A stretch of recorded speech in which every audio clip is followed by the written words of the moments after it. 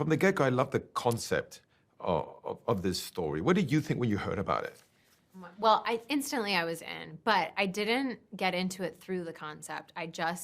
Jason Blum reached out and was like, I think we might have our next thing to do with you. And I was already like basically signed on at that point just because I love Jason, and working with Blumhouse went very well the first time. It was such an amazing experience with Get Out. So I was predisposed to be into the idea. And then I just went into the script cold. I just opened it and started reading without reading the description or anything. And so it's not like I came concept first, although I now know that the concept came from James Wan and Akila Couper, who wrote the screenplay.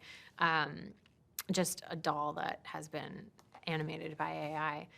So that was my in, was just reading the script cold, knowing vaguely who was going to be involved. And then the script was like such a page turner, I couldn't put it down. And then I loved the character of Gemma. I loved the story. I loved the questions it was asking. I loved the world it put us in, just adjacent to ours, just close enough that it brings up some really uncomfortable questions, things to talk about, and creates horror in this uncanny way that I love.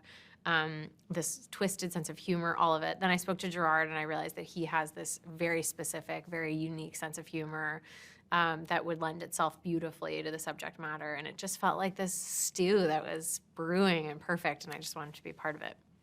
And also it must be so special to be working with two giants of the genre, like James Wan and Jason Blum, right? Huge. To be part of something where they're teaming up is like, I mean, it's everything. It just felt like, okay, let's do this, but let's like make sure, not that anyone ever sets out to make a mediocre movie, but we really were like, we've got to get it right, because it's got, you know, James and Jason's names on it. This is royalty. You're right. Let's talk a little bit about Gemma. What a great character. She's a brilliant scientist, okay? Really dedicated to her work. But something happens that really is going to throw a wrench into her life. Yes, which is that she becomes the guardian for her niece. So she loses a sister and a brother-in-law and simultaneously gains a dependent at the same time, at a moment in her career when she is stuck working on something she's lost passion for, desperate to work on the thing that she has a ton of passion for, believes in so much. And also in a moment in life where she probably, in conversations with her friends, when the subject of kids comes up, I'm guessing she's the kind of person, like most of my friends, who say, yeah, maybe someday, but I'm focusing on my job, and that's what I want to focus on right now, but I don't know, maybe if I meet the right person, but I'm not into kids, you know, whatever their answer is. She just felt really relatable to me. I felt like I knew her 100%. And so it was very appealing to me, the idea of playing someone who we meet super invested in her work, a little bit annoyed that she's doing that work in the form of a corporate company, wishing that she could just do what she wants to do and just have funding to do what she's passionate about. And then all of a sudden in the middle of it, she has this horrible thing happen to her, and she improvises by deploying something that she does understand in the face of something she doesn't, by throwing a M3gan at the problem, so to speak. So speaking of the problem, what are the challenges that she has in her relationship with her niece, Katie? Well, I think she just doesn't know Katie that well. I think she sees her occasionally, but no amount of casually knowing a kid is going to prepare you for full-time taking custody of them and taking care of them. Plus, in theory, her biggest role right now should just be to be there for whatever Katie's experiencing, because she's just experienced the worst loss a child can experience, and Gemma just doesn't have those tools, which I think most of us would be totally intimidated and unable to meet that moment. It's such a huge thing to try to walk a child through that she doesn't know where to start, and she kind of can't. She's just sort of at a loss. And so making sure that she didn't feel like evil in her inability to do that, but instead relatable in her inability to do it, was really important, because if she felt ill-intended or anything like that, you lose the audience for the whole movie. It needs to feel like she could be good at this, but she just doesn't know how to do it. She just doesn't have the right words. She doesn't know how to talk to a kid.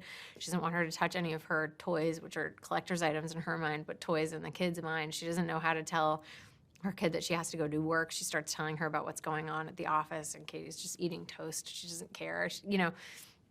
All of those moments I'm hoping will feel really familiar to audience members, but in the moment while you're watching the movie, you're thinking, oh, come on, Gemma, just give her a hug. Just tell her you're here. Tell her to talk. How are you feeling? And she just doesn't know how to do that yet. But what she does know how to do is create robots and toys. So what Yes. happens when she creates M3gan? So she has been creating M3gan for years, and M3gan experiences a very unfortunate malfunction. But when she's having a conversation with Katie, she gets this idea that M3gan would be worthwhile in a situation like Katie's because she might be able to exist as the ideal companion and the last toy she'll ever need, basically. And so when she introduces Katie to M3gan, it is love at first sight. It is Katie immediately is like, this is what I need, this is my person, and just gives her all her attention to the doll, which then temporarily at least Gemma finds to be a huge relief. She feels like she has a partner in taking care of this kid, and also she can keep working on M3gan so that they can progress it through the stages of her work. That's not great, to put it mildly. We will come to kind of wish that she didn't introduce Katie and M3gan, but she does. Well, because she creates M3gan to protect Katie, but that kind of backfires. Sure does. Yeah, she protects her she creates her to protect her, but also she just creates her to bond with her. The protection is kind of like something she doesn't take as seriously as she should when she, protect her from harm, physical and emotional. Those words come out of her mouth in a really intense moment, but they are directions given to M3gan, and we get to see the result of those directions as the movie plays out. Speaking of Katie, I mean, I thought Violet was brilliant in that role. She's so good. What can you say about her? I just love her. She is so smart. She's so talented. She's so experienced. She's sweet. She's professional. She's kind of got it all. I was like very intimidated because Haunting of Hill House I absolutely loved, and I thought she was so good in that series. And I was like, she's way more experienced than I am, like going to set.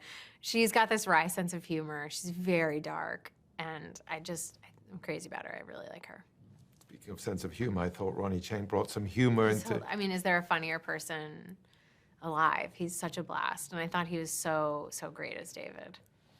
Also, how was it for you to actually act opposite M3gan? Well, without going into like the logistics of how M3gan is portrayed, because I think it's more fun to just think of her as M3gan, it was challenging to act opposite her, and it required help from every single department. It was one of those things to achieve in a movie where everyone has to be working together, rowing in the same direction. From a performance standpoint, it was at times super helpful and at times very hard. That depended on what M3gan was doing.